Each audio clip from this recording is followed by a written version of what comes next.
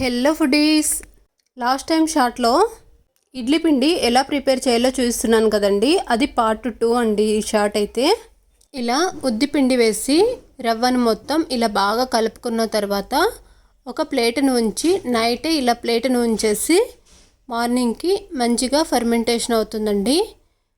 చూసారా, ఇలా మంచిగా ఫర్మెంటేషన్ అయింది. ఇప్పుడు దీనిని ఒకసారి బాగా కలుపుకుందామండి. ఇలా ఒకసారి బాగా కలుపుకున్న తర్వాత పిండి కూడా ఈ బ్యాటర్లో ఖచ్చితంగా ఉంది. ఇందులోకైతే వాటర్ కూడా వేసుకోవాల్సిన అవసరం లేదు. ఇప్పుడు ఇందులోకి కొంచెం సోడా సాల్ట్ అలాగే సరిపడా సాల్ట్ రెండు వేసుకొని ఒకసారి బాగా కలుపుకుందామండి. ఇవి మొత్తం కరిగిపోయేలాగా కలిపేసుకుందాము. ఇలా పిండి మొత్తం బాగా నురగ వచ్చేలాగా కలుపుకోవాలి.